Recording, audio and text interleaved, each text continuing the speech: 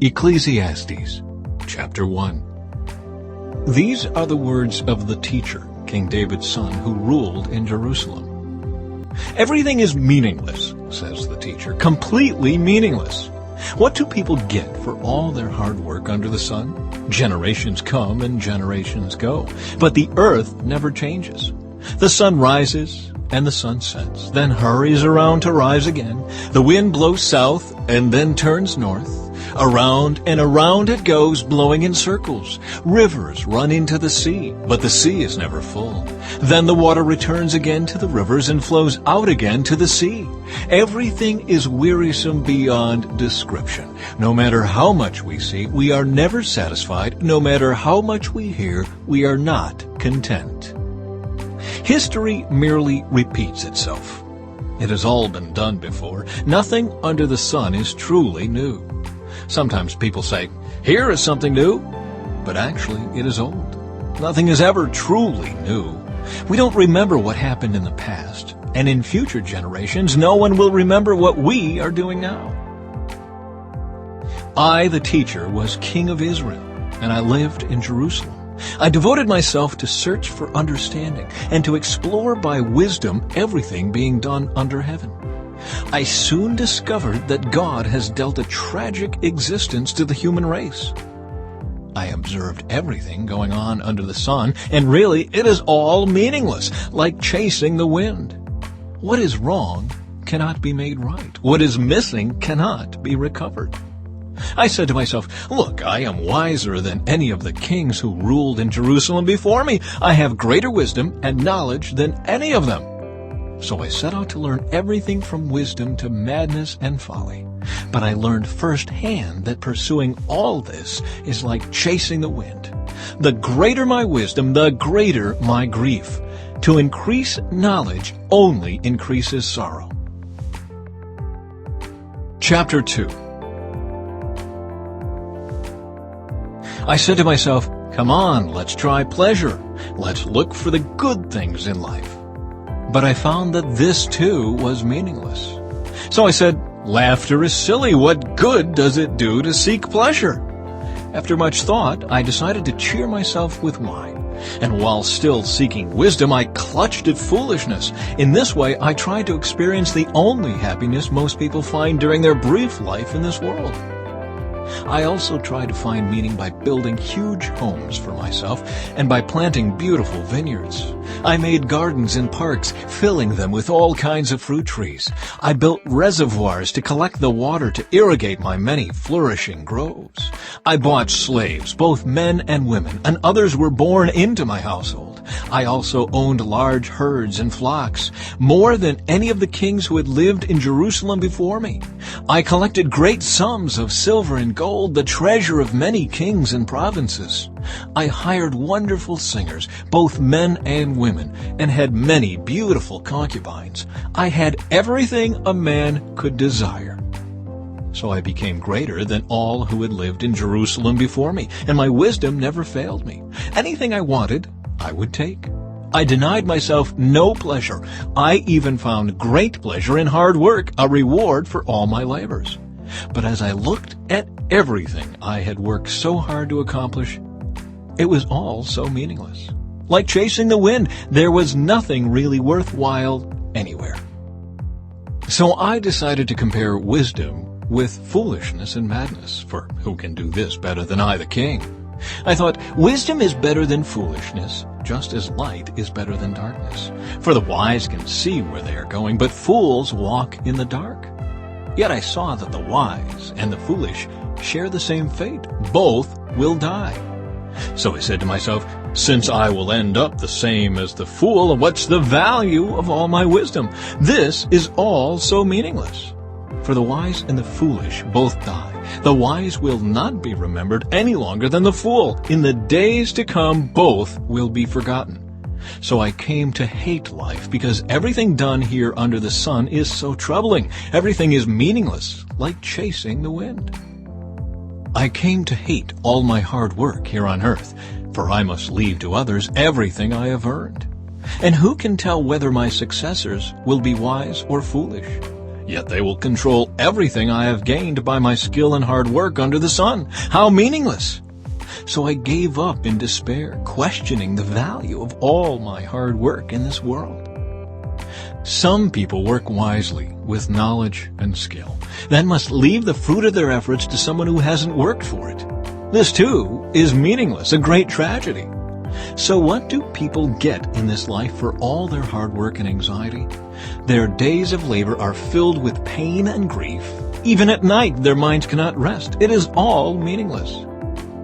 So I decided there is nothing better than to enjoy food and drink and to find satisfaction in work. Then I realized that these pleasures are from the hand of God.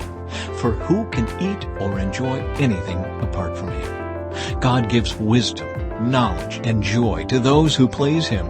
But if a sinner becomes wealthy, God takes the wealth away and gives it to those who please Him. This, too, is meaningless, like chasing the wind. Chapter 3. For everything there is a season, a time for every activity under heaven. A time to be born, and a time to die. A time to plant, and a time to harvest. A time to kill, and a time to heal. A time to tear down, and a time to build up. A time to cry, and a time to laugh. A time to grieve, and a time to dance. A time to scatter stones, and a time to gather stones. A time to embrace, and a time to turn away.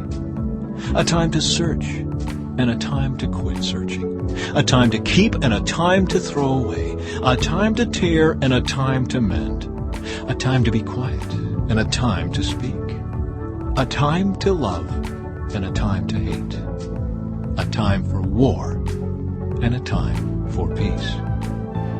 What do people really get for all their hard work? I have seen the burden God has placed on us all. Yet God has made everything beautiful for its own time. He has planted eternity in the human heart. But even so, people cannot see the whole scope of God's work from beginning to end. So I concluded there is nothing better than to be happy and enjoy ourselves as long as we can. And people should eat and drink and enjoy the fruits of their labor, for these are gifts from God. And I know that whatever God does is final. Nothing can be added to it or taken from it. God's purpose is that people should fear Him. What is happening now has happened before, and what will happen in the future has happened before, because God makes the same things happen over and over again. I also noticed that under the sun there is evil in the courtroom. Yes, even the courts of law are corrupt. I said to myself, in due season, God will judge everyone, both good and bad, for all their deeds. I also thought about the human condition, how God proves to people that they are like animals. For people and animals share the same fate, both breathe and both must die. So people have no real advantage over the animals. How meaningless! Both go to the same place. They came from dust and they return to dust. For who can prove that the human spirit goes up and the spirit of animals goes down into the earth? So I saw that there is nothing better for people than to be happy in their work. That is why we are here. No one will bring us back from death to enjoy life after we die. Chapter 4. Again, I observed all the oppression that takes place under the sun. I saw the tears of the oppressed, with no one to comfort them. The oppressors have great power, and their victims are helpless. So I concluded that the dead are better off than the living.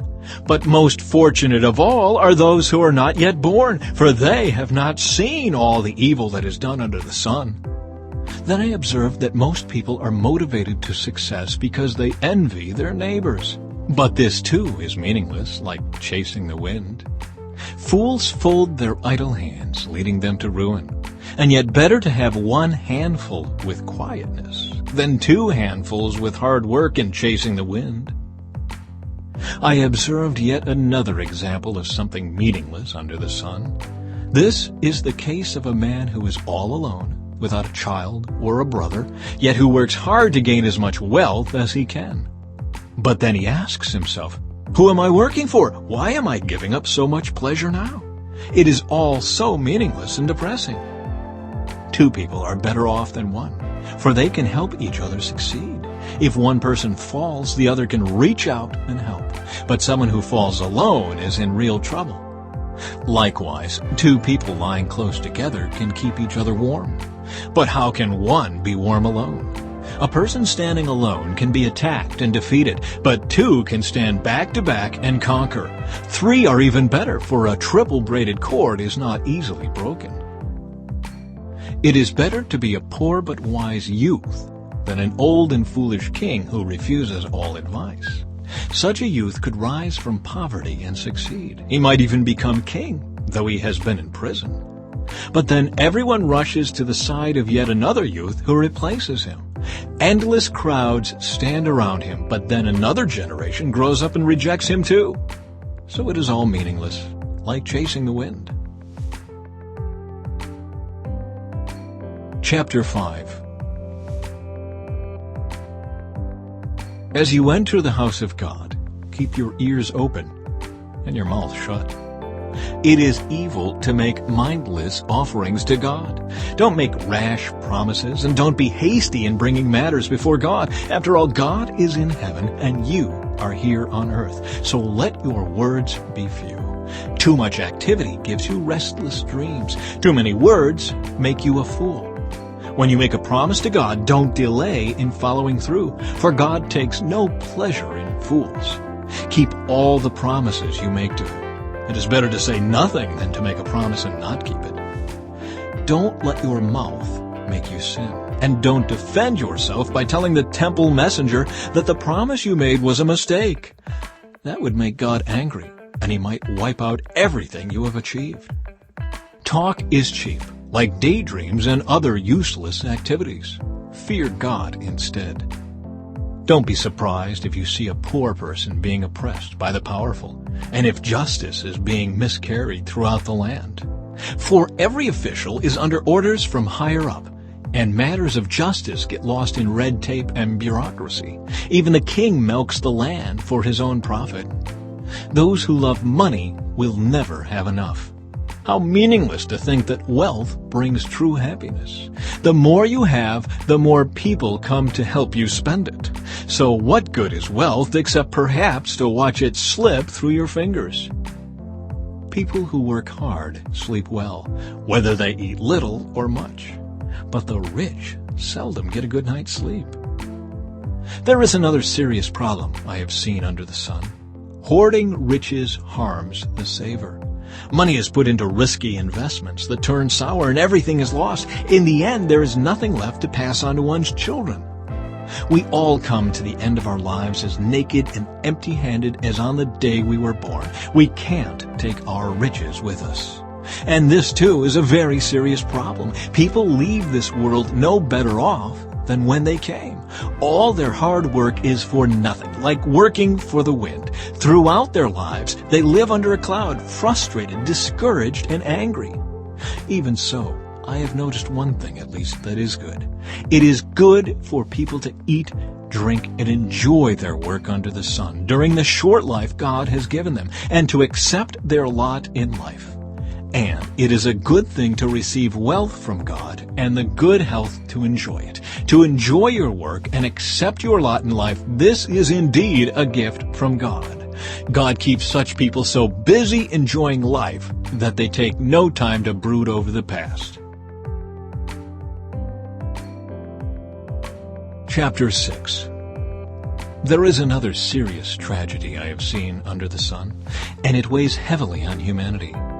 God gives some people great wealth and honor and everything they could ever want, but then He doesn't give them the chance to enjoy these things. They die, and someone else, even a stranger, ends up enjoying their wealth. This is meaningless, a sickening tragedy. A man might have 100 children and live to be very old, but if he finds no satisfaction in life and doesn't even get a decent burial, it would have been better for him to be born dead. His birth would have been meaningless, and he would have ended in darkness. wise, he wouldn't even have had a name, and you would never have seen the sun or known of its existence. Yet he would have had more peace than in growing up to be an unhappy man. He might live 1,000 years twice over, but still not find contentment. And since he must die like everyone else, well, what's the use? All people spend their lives scratching for food, but they never seem to have enough. So are wise people really better off than fools? Do poor people gain anything by being wise and knowing how to act in front of others? Enjoy what you have rather than desiring what you don't have. Just dreaming about nice things is meaningless, like chasing the wind. Everything has already been decided. It was known long ago what each person would be. So there's no use arguing with God about your destiny. The more words you speak, the less they mean. So what good are they? In the few days of our meaningless lives, who knows how our days can best be spent? Our lives are like a shadow. Who can tell what will happen on this earth after we are gone? Chapter 7. A good reputation is more valuable than costly perfume, and the day you die is better than the day you are born. Better to spend your time at funerals than at parties. After all, everyone dies, so the living should take this to heart. Sorrow is better than laughter, for sadness has a refining influence on us. A wise person thinks a lot about death, while a fool thinks only about having a good time. Better to be criticized by a wise person than to be praised by a fool. A fool's laughter is quickly gone, like thorns crackling in a fire. This also is meaningless. Extortion turns wise people into fools, and bribes corrupt the heart. Finishing is better than starting. Patience is better than pride. Control your temper, for anger labels you a fool. Don't long for the good old days. This is not wise. Wisdom is even better when you have money. Both are a benefit as you go through life. Wisdom and money can get you almost anything, but only wisdom can save your life. Accept the way God does things, for who can straighten what He has made crooked? Enjoy prosperity while you can, but when hard times strike, realize that both come from God. Remember that nothing is certain in this life. I have seen everything in this meaningless life, including the death of good young people and the long life of wicked people. So don't be too good or too wise. Why destroy yourself? On the other hand, don't be too wicked either. Don't be a fool. Why die before your time? Pay attention to these instructions, for anyone who fears God will avoid both extremes.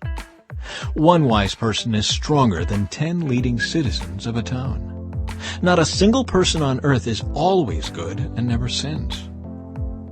Don't eavesdrop on others. You may hear your servant curse you, for you know how often you yourself have cursed others.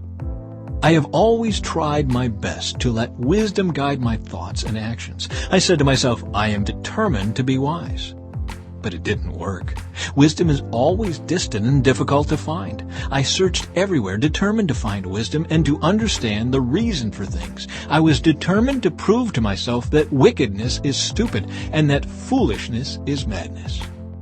I discovered that a seductive woman is a trap more bitter than death. Her passion is a snare, and her soft hands are chains. Those who are pleasing to God will escape her, but sinners will be caught in her snare. This is my conclusion, says the teacher. I discovered this after looking at the matter from every possible angle. Though I have searched repeatedly, I have not found what I was looking for. Only 1 out of 1,000 men is virtuous, but not one woman. But I did find this. God created people to be virtuous, but they have each turned to follow their own downward path. Chapter 8. How wonderful to be wise, to analyze and interpret things. Wisdom lights up a person's face, softening its harshness. Obey the king, since you vowed to God that you would. Don't try to avoid doing your duty, and don't stand with those who plot evil, for the king can do whatever he wants. His command is backed by great power. No one can resist or question it. Those who obey him will not be punished. Those who are wise will find a time and a way to do what is right, for there is a time and a way for everything, even when a person is in trouble. Indeed, how can people avoid what they don't know is going to happen? None of us can hold back our spirit from departing. None of us has the power to prevent the day of our death. There is no escaping that obligation, that dark battle. And in the face of death, wickedness will certainly not rescue the wicked. I have thought deeply about all that goes on here under the sun, where people have the power to hurt each other. I have seen wicked people buried with honor, yet they were the very ones who frequented the temple and are now praised in the same city where they committed their crimes. This too is meaningless.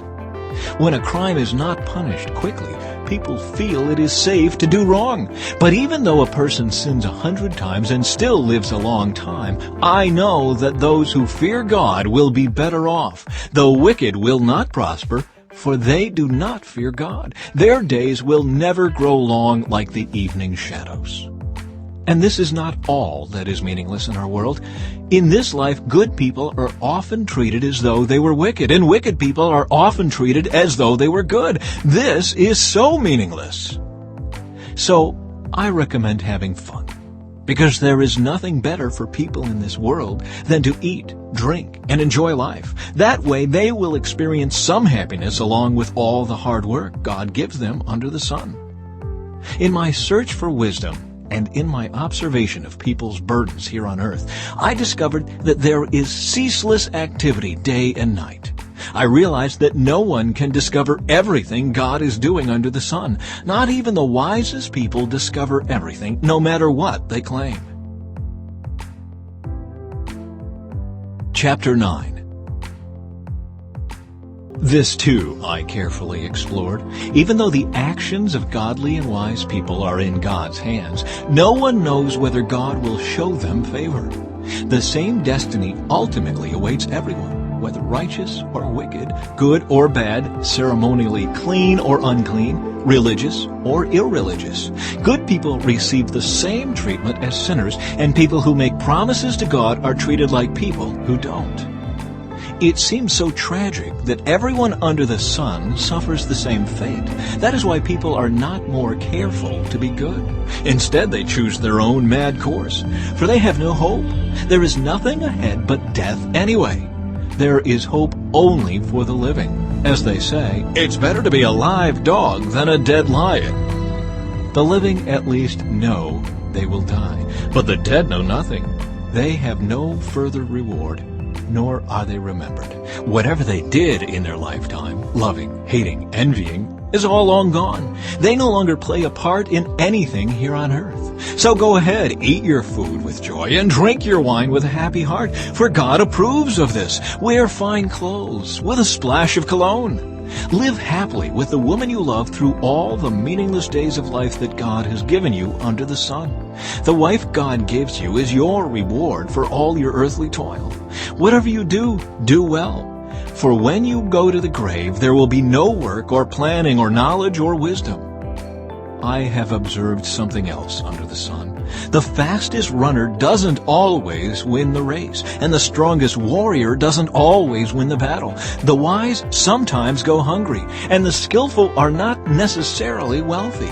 And those who are educated don't always lead successful lives. It is all decided by chance, by being in the right place at the right time. People can never predict when hard times might come. Like fish in a net or birds in a trap, people are caught by sudden tragedy. Here is another bit of wisdom that has impressed me as I have watched the way our world works. There was a small town with only a few people, and a great king came with his army and besieged it. A poor, wise man knew how to save the town, and so it was rescued. But afterward, no one thought to thank him. So even though wisdom is better than strength, those who are wise will be despised if they are poor. What they say will not be appreciated for long. Better to hear the quiet words of a wise person than the shouts of a foolish king. Better to have wisdom than weapons of war, but one sinner can destroy much that is good. Chapter 10. As dead flies cause even a bottle of perfume to stink, so a little foolishness spoils great wisdom and honor. A wise person chooses the right road, a fool takes the wrong one. You can identify fools just by the way they walk down the street. If your boss is angry at you, don't quit. A quiet spirit can overcome even great mistakes. There is another evil I have seen under the sun. Kings and rulers make a grave mistake when they give great authority to foolish people and low positions to people of proven worth. I have even seen servants riding horseback like princes, and princes walking like servants. When you dig a well, you might fall in. When you demolish an old wall, you could be bitten by a snake. When you work in a quarry, stones might fall and crush you. When you chop wood, there is danger with each stroke of your axe. Using a dull axe requires great strength, so sharpen the blade. That's the value of wisdom. It helps you succeed. If a snake bites before you charm it, what's the use of being a snake charmer? Wise words bring approval, but fools are destroyed by their own words.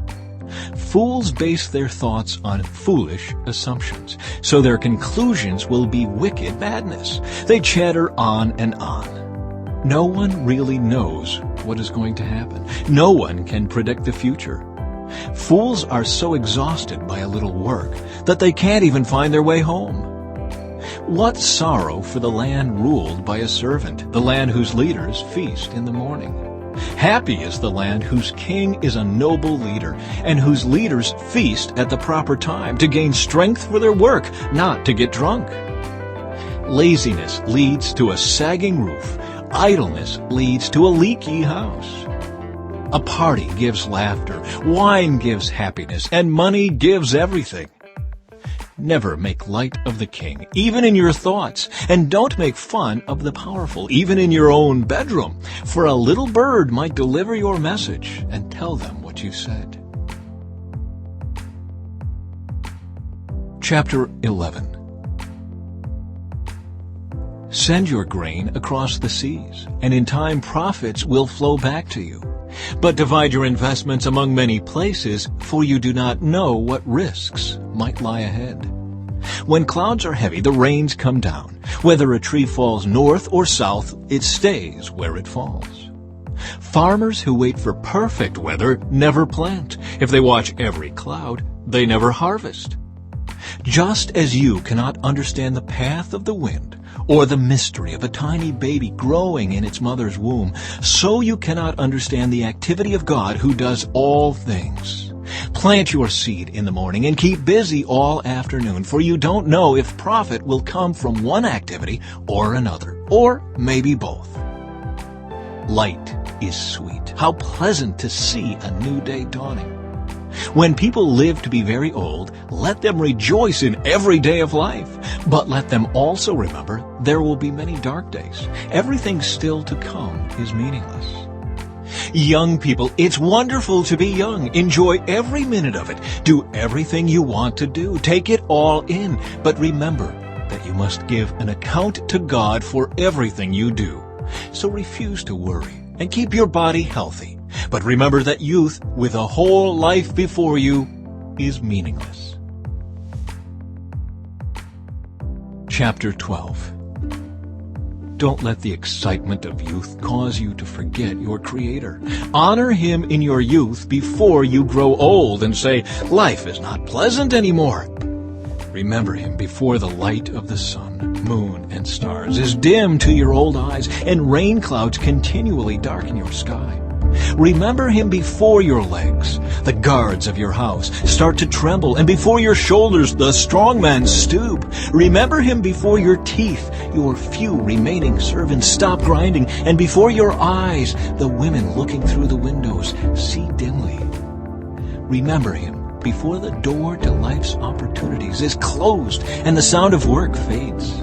Now you rise at the first chirping of the birds, but then all their sounds will grow faint.